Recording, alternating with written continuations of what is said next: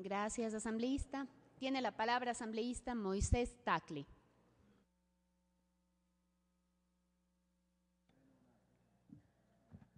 Señora Presidenta, compañeros asambleístas, ciertamente expresar todos los puntos de vista que tenemos con respecto a un código tan complejo como el que estamos tratando el día de hoy, es imposible hacerlo en apenas 10 minutos. Por ello me voy a referir solamente a ciertos aspectos muy puntuales que considero es importante que tengamos muy presentes. Empezaré por recordar a todos los asambleístas y a los que nos escuchan cuál es el papel de las instituciones financieras aquí y en cualquier parte del mundo.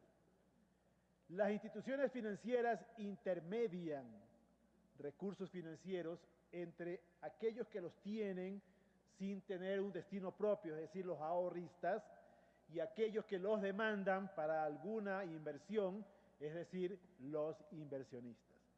Por esa actividad de intermediación, las entidades financieras ganan una diferencia en tasas de interés que se paga a los ahorristas y las que se cobran a los inversionistas. Los bancos, por obvias razones, y también obedeciendo a un principio universal de las finanzas,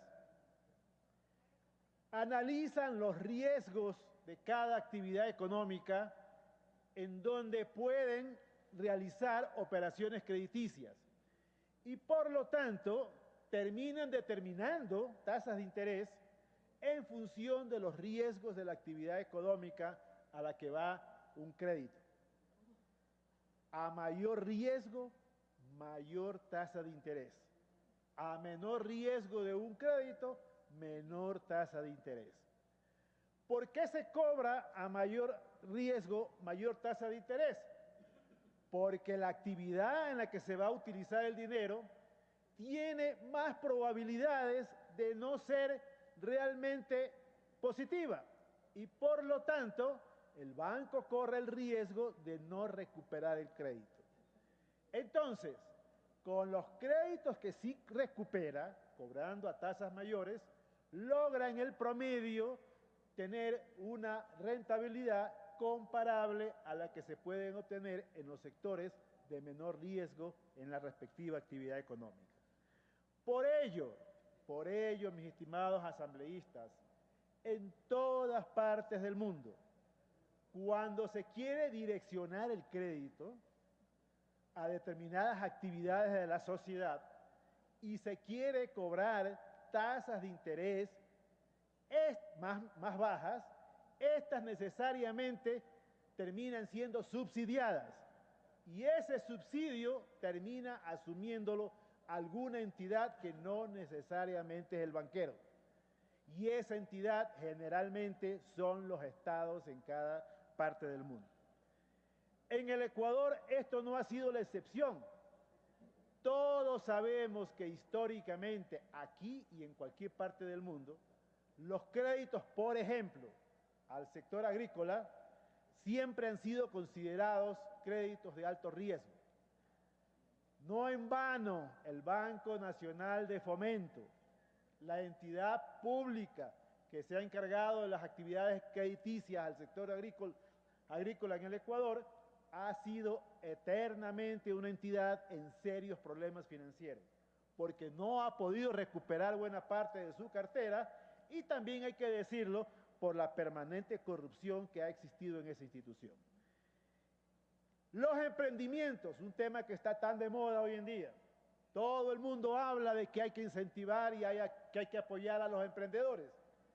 Déjenme decirles, compañeros asambleístas, que los emprendimientos, especialmente aquellos que son de índole tecnológica, son precisamente las actividades de más alto riesgo que existen en el mundo del siglo XXI.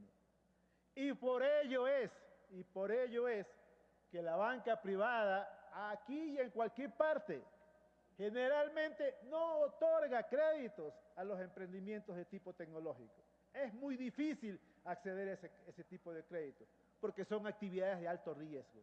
Por ello es que en actividades como la agrícola y los emprendimientos, interviene necesariamente el Estado a través de las políticas públicas para poder ayudar esas actividades. Por ello nos preocupa de que una junta de regulación de la política financiera y monetaria en el Ecuador pueda en un momento dado desconocer estas realidades del manejo financiero y trate de imponer a la banca privada la utilización de recursos a determinados sectores de la economía y con determinadas tasas de interés. Se ha hablado mucho de que en el Ecuador puede haber un exceso de liquidez que no está siendo bien manejado. Probablemente eso sea cierto. Exceso de liquidez en el sector público y también en las instituciones financieras privadas. Pero eso no puede manejarse sin tomar en cuenta las consideraciones de riesgo y de tasa de interés, sin tomar en cuenta las consideraciones de la solvencia y de la liquidez que deben tener las instituciones financieras, públicas y privadas. ¿Por qué la banca privada mantiene reservas que no las utiliza generalmente en toda su operación? Porque la banca privada tiene que responder ante los depositantes, porque de ellos es el dinero, ante cualquier eventualidad de una corrida financiera. Por ello es que la banca privada mantiene reservas que no las utiliza, que no las tiene prestadas a efectos de responder rápidamente ante cualquier inusitada crisis de demanda de los recursos por parte de los depositantes. Por ello es necesario manejar la supuesta liquidez que pudiera haber en la economía con extremo cuidado. Es muy fácil hablar de que los ecuatorianos queremos préstamos a largo plazo y a muy bajas tasas de interés. ¿Quién no lo quiere? Todos queremos eso. Todos quisiéramos acceder a dinero que nos cobren a muchos años plazo y con muy bajas tasas de interés. Pero también quiero recordarles, compañeros asambleístas, que un principio universal de la banca, pública y privada, es que se pueden colocar recursos a largo plazo siempre que los recursos que se depositan en esas entidades financieras también son depósitos a largo plazo. Es decir, que el calce de fondos en una entidad debe permitir hacer operaciones en función de los términos que se colocan los recursos en cada entidad financiera. ¿Por qué en el Ecuador no es frecuente tener acceso a recursos, a préstamos a largo plazo? Bueno, porque en el Ecuador no hay la costumbre, por diversas razones históricas que sería largo analizarlas, de depositar en la banca recursos a largo plazo. Muy pocos ecuatorianos depositan recursos a más de un año plazo. Y por lo tanto, los recursos que tienen disponibles los banqueros solamente se pueden prestar a corto plazo. Si queremos que el Estado incentive el desarrollo de determinadas actividades económicas, si queremos que se produzcan acciones efectivas para permitir la denominada transformación productiva en el Ecuador, necesariamente el Estado debe ser el que canalice con sus propios recursos créditos a largo plazo y asuma los riesgos que esa operación tiene en la recuperación de los créditos.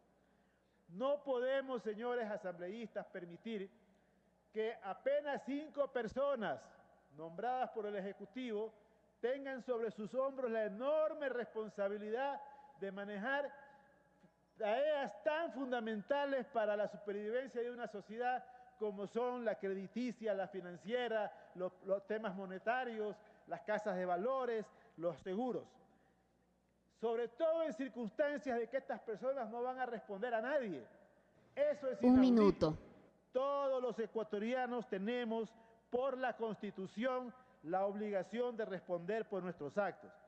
Finalmente, señora presidenta, la referencia que se hace con frecuencia al temor que tenemos muchos ecuatorianos, que la emisión de un dinero electrónico que no esté debidamente respaldado pueda poner en peligro la dolarización, es válida. Por ello me permito solicitar a los miembros de la comisión y sobre todo al señor ponente de la comisión que ha presentado este informe, que se incluya en el artículo que hace referencia al dinero electrónico las mismas salvedades que ya se incluyeron en una resolución del Banco Central de semanas anteriores. Concluyó Es decir, su tiempo. que no se pueda de ninguna manera emitir dinero electrónico que no esté respaldado por dólares y que además el Banco Central no se vea obligado a comprar de ninguna manera papeles que no estén respaldados adecuadamente en cada caso. Gracias, señora presidenta.